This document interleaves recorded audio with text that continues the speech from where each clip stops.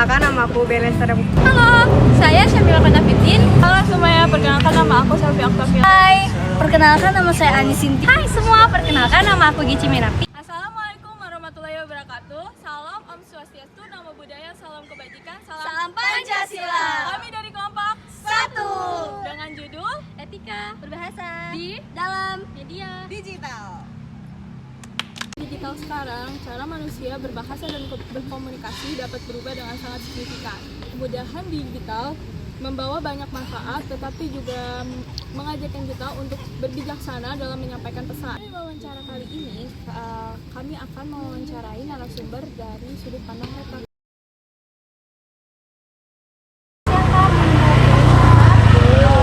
Perkenalkan, nama saya Syamila Kanafitin. Main kakak siapa ini?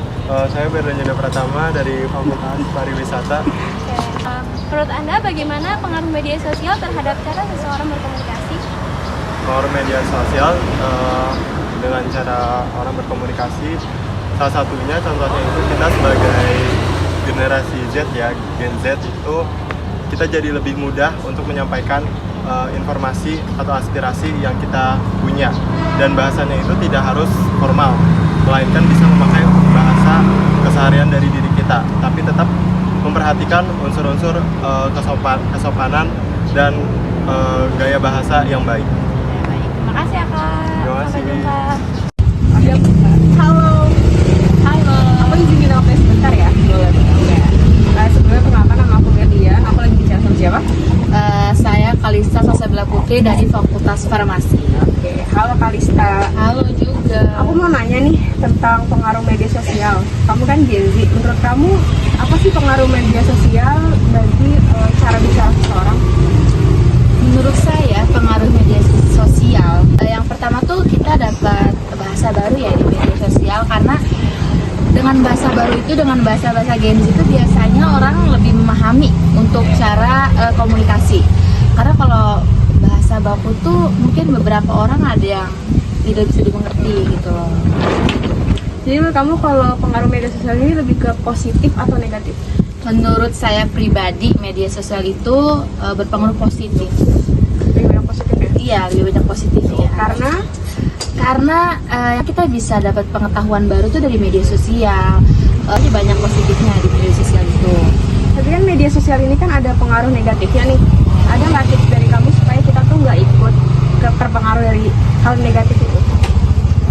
Contohnya karena bahasa gaul kan kadang ada bahasanya yang sulit dimengerti malah ya. Iya. Ada yang malah kesara kayak gitu kan. Itu gimana caranya supaya kita tuh nggak terarus negatif? Ya dengan ini sih harus menggunakan media sosial dengan bijak juga, karena ya kalau kita tidak menggunakan media sosial dengan bijak, otomatis kita akan menjadi haters atau yang terpengaruh buruk itu di media sosialnya. Kita harus cari referensi yang bagus lah, jangan yang negatif-negatif gitu. Jangan ngikutin netizen Indonesia yang mulutnya haters gitu. Yang penting dari diri kita masing-masing. Iya betul. Oke, sekian sih pertanyaan dari aku. Makasih banyak Kalista. makasih. Iya, bye-bye. Bye-bye. Halo Sarika, boleh minta waktunya sebentar untuk sedikit berbincang sebelum perkenalan. Nama saya Nabila Ramadhani sebagai narator. Di sini kakaknya di atas nama siapa ya? Kira Ramadan Purdana. Baik, aku izin mau tanya-tanya nih kan nih. Apakah penggunaan bahasa gaul di media sosial dapat mempengaruhi kemampuan bahasa formal seseorang? Iya, sangat mempengaruhi. Jika kita terlalu sering menggunakan bahasa gaul dan singkatan, kita jadi kurang terbiasa menulis dan berbicara dengan bahasa formal. Menurut kakak nih, emoji dan stiker itu membantu atau mengganggu sih di komunikasi? Membantu untuk mengekspresikan emosi, tetapi kalau kita menggunakannya secara berlebihan, itu bisa mengurangi kesan itu kurang profesional. Terima kasih Kak sudah meluangkan waktunya, sudah memberikan pendapatnya juga. Mohon maaf juga kalau mengganggu waktunya ya. Sekian, terima kasih. Selamat sore kakak, apakah saya mengganggu waktunya? Tidak. Baik, namanya siapa? Reza, Dari fakultas apa? Farmasi.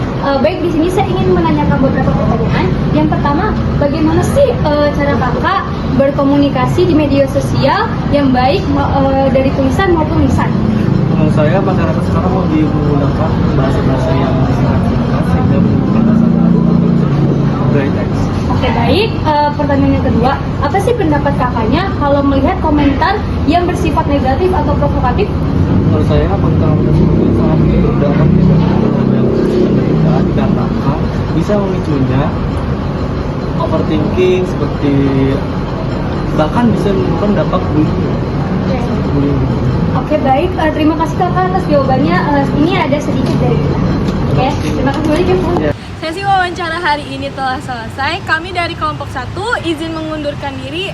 Terima kasih. Wassalamualaikum.